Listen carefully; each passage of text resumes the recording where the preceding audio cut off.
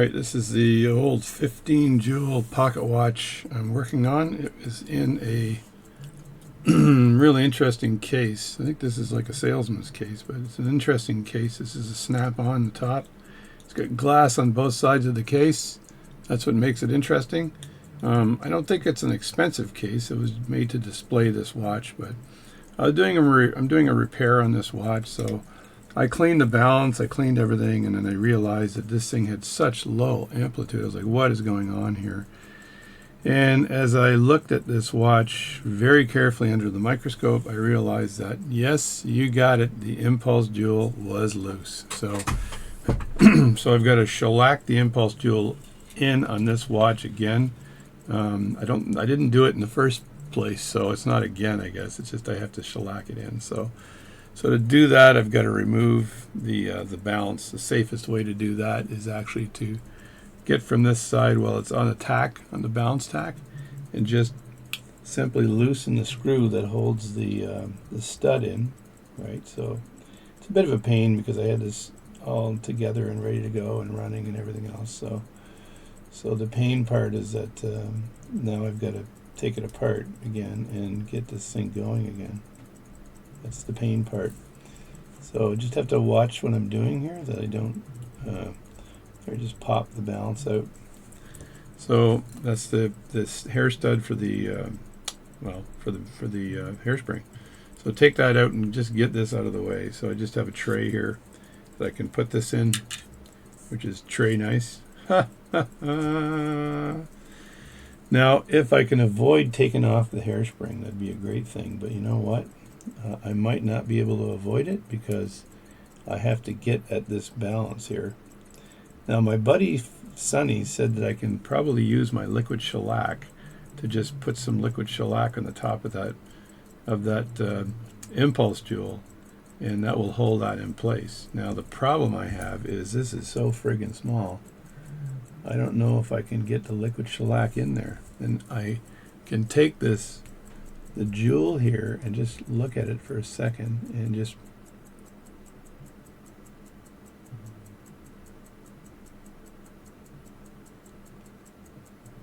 I'm just seeing how tight that is in place.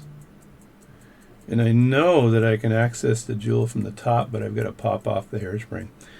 The good thing, I guess, here is that the stud for the hairspring is completely lined up with the arm here, so I think I will take off the hairspring. It makes life a little bit easier working on this watch without the hairspring.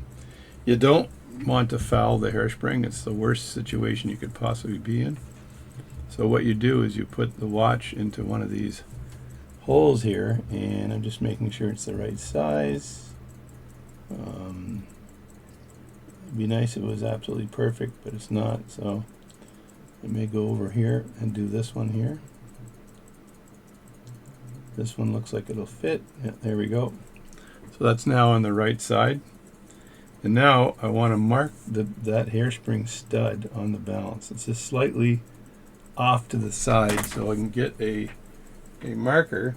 And if you get a red marker, it's usually a little bit better, because I want to be able to access that hairspring. So I'm just going to put a dot on, just a little tiny dot on the rim of the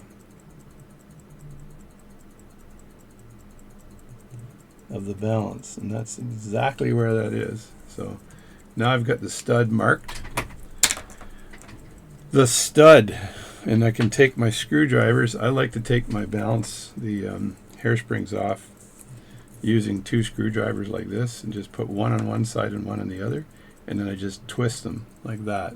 So that tends to work really well, and I'll see if I can get a bit of a close-up of that.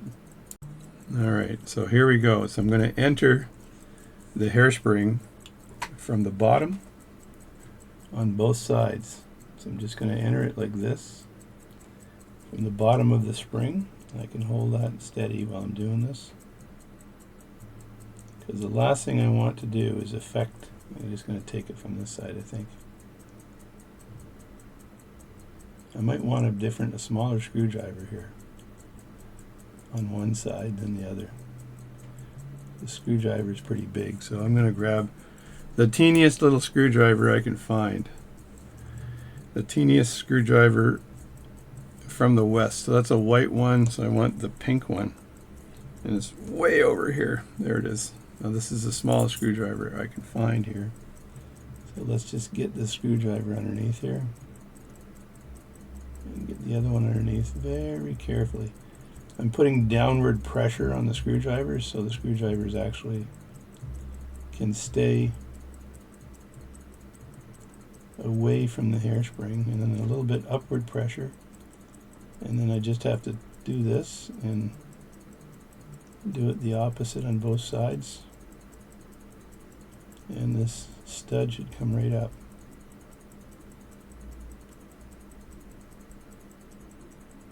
There we go. It's pretty much out. If you have to, you can get another screwdriver.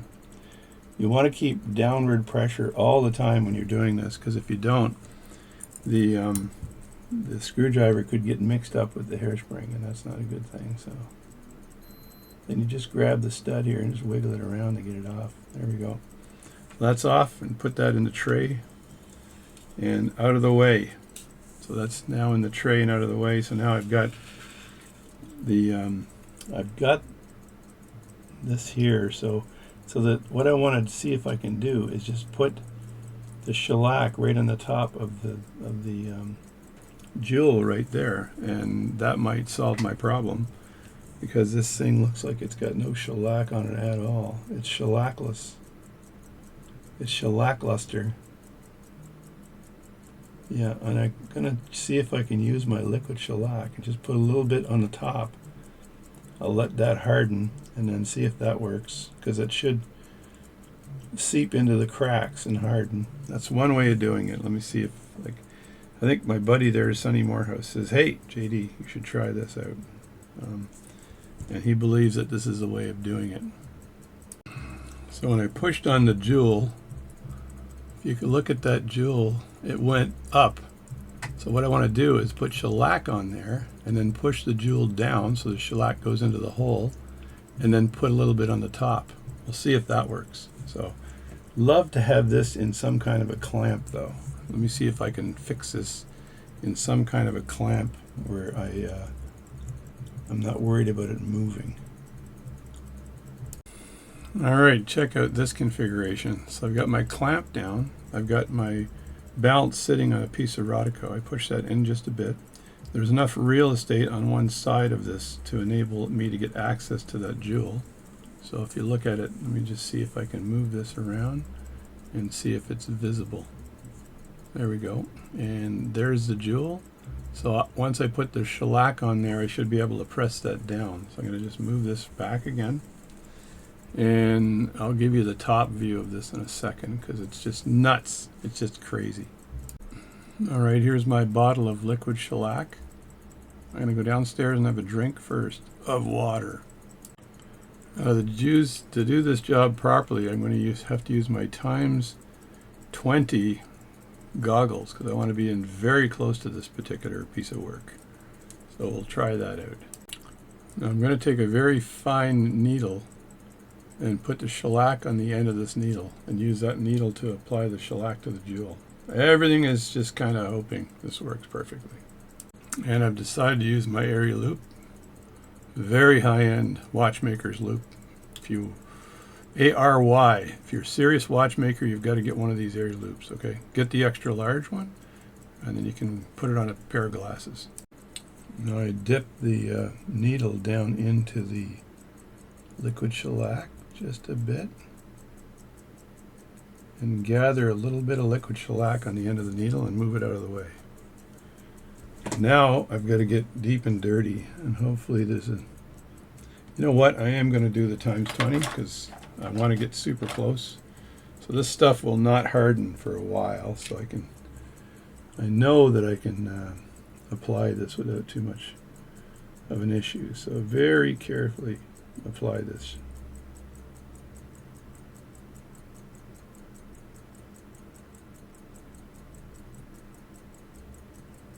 I'm going to use the needle to push the jewel down.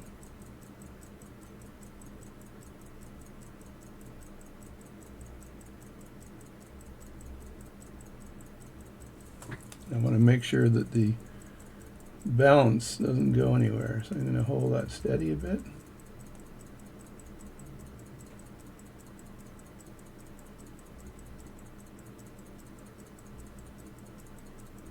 And now I'm going to grab a bit more liquid shellac, clean off the end here with some watch paper,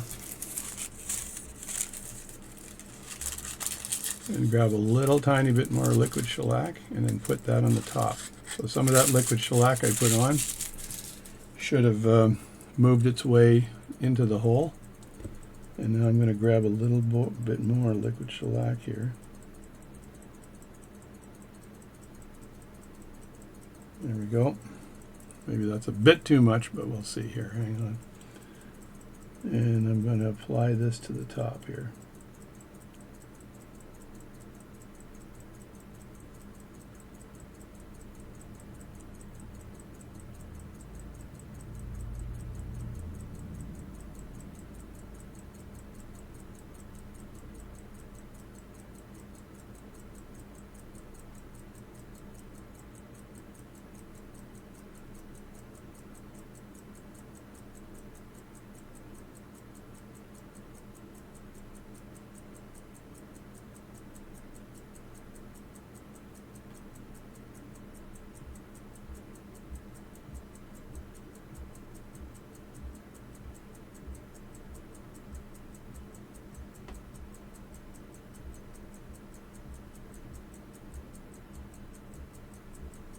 And that should harden up nicely. I need another piece of watch paper.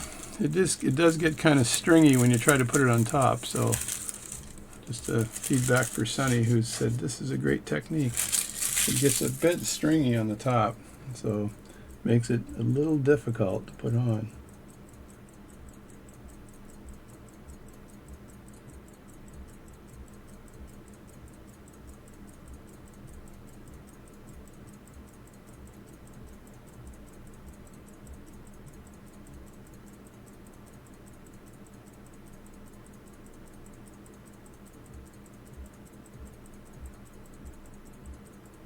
I think I might want to put a little tiny bit more on there. Stick this back down and then clean off the needle. I want a healthy amount on there to make sure this stays where it's going to be, right? Stays in place.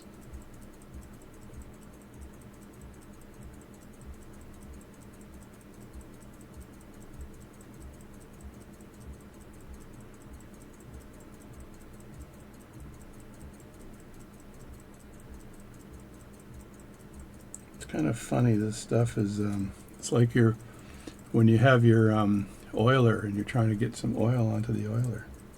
It's the same kind of stuff, same kind of problem that you're dealing with.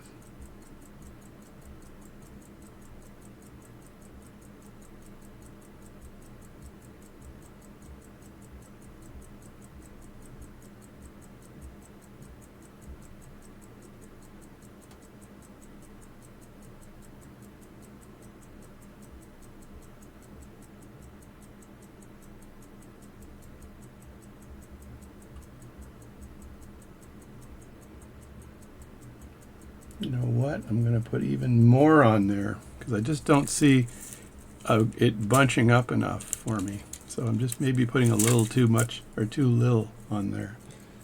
And I want to put a little bit more on there. This can always be redone, by the way, if for some reason this doesn't work properly. Okay, that's a lot of liquid shellac there. If I plop this on, is that going to cause me a big issue? Because that's a lot of shellac.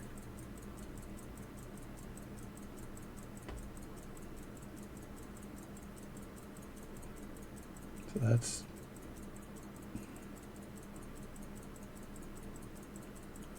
that's really good there. That's a ton of shellac on the top here. And there's a little bit on the edge here that I want to make sure that this dries nicely. And then I can chisel away any extra shellac if I've got any. There we go. That's much better. And let me have a close look at this thing to make sure I still have it in there. So there's the shellac on the top, if you can see that. There's a ton of it on there. And that should hold this jewel nicely in place.